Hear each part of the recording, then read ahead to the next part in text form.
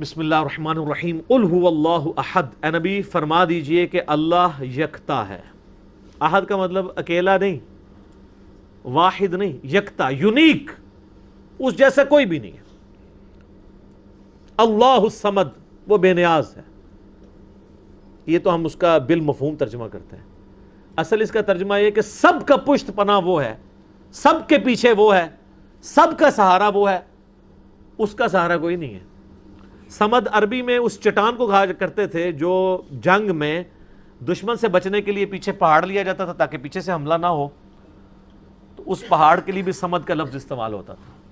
تو اللہ الصمد، اللہ بے نیاز ہے۔ لم یلد ولم یولد، نہ اس نے کسی کو جنا اور نہ وہ کسی سے جنا گیا، یعنی اس کا بھی کوئی باپ نہیں ہے اور نہ وہ خود کسی کا باپ ہے۔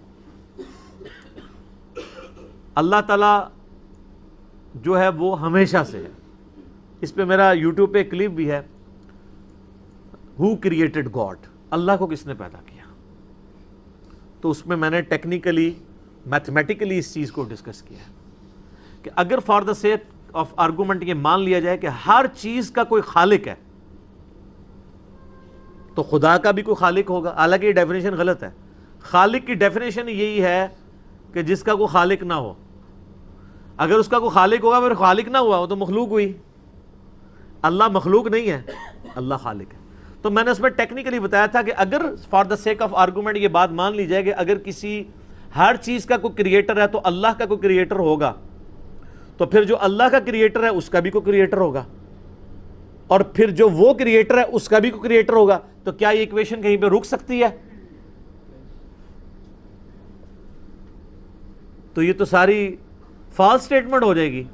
جبکہ دوسری طرف ریالٹی ہے کہ ہم موجود ہیں، مخلوق ہے، یہ ایک حقیقت ہے۔ اس حقیقت کو ریورس کرنے کے لیے اگر یہ مانا جائے کہ ہمارا کوئی کریٹر، اس کا بھی کوئی کریٹر، اس کا بھی کوئی کریٹر، تو دوسری طرف تو آپ حقیقت تک پہنچ ہی نہیں سکتے، انفینٹ ہے۔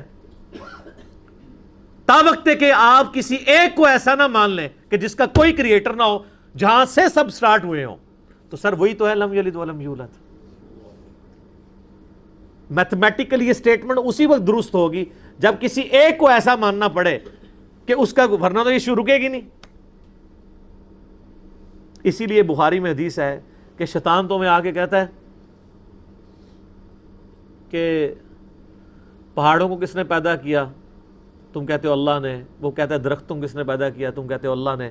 پھر وہ تم سے پوچھتے ہیں اللہ کو کس نے پیدا کیا؟ جب وہ یہ کہے تو تم کہا کرو قل هو اللہ احد اللہ الصمد لم یلد ولم یولد ولم یکن لہ کفوا احد۔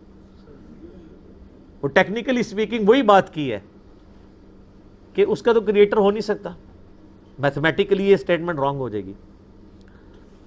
ولم یکن لہ کفوا احد، اور اللہ تعالیٰ کی ٹکر کا کوئی بھی نہیں ہے، کوئی اس کے برابری کا نہیں ہے۔ یہ وہ ٹیسٹ ہے چوتھا جس پہ کوئی دنیا کا بندہ، کوئی کائنات کے بڑا سا بڑا انسان بھی پورا نہیں اتر سکتا کہ اس کی ٹکر کا کوئی ہو، اس کی برابری کا کوئی ہو۔ کوئی کتنا بھی بڑا ہو مخلوق ہوگا، مخلوق ہے تو اس کے ساتھ نیند جڑی بھی ہوگی، مخلوق ہے تو اس کے ساتھ کھانے پینے کا محتاج ہوگا، مخلوق ہے تو وہ پیشاب کا محتاج ہوگا، اور سب سے بڑی محتاجی کہ اسے موت آ جائے گی، اور اللہ کو موت نہیں آتی۔ وہ الحی القیوم،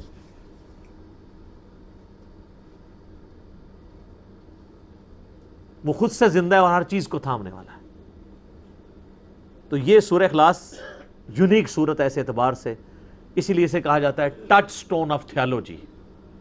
توحید کی کسوٹی ہے کہ اللہ یکتا ہے، وہ بے نیاز ہے، سب اس پہ ڈیپینڈنٹ ہے، وہ کسی پہ ڈیپینڈنٹ نہیں، اور نہ وہ کسی سے جنا گیا، نہ اس نے کسی کو جنا، اور اس کے ٹکر کا، اس کی ہمسری کا کوئی نہیں ہے۔ اللہ اکبر۔ سورہ اخلاص پہ گھنٹوں بولا جا سکتا ہے، لیکن آپ وہ مسئلہ نمبر 112C دیکھ لیں۔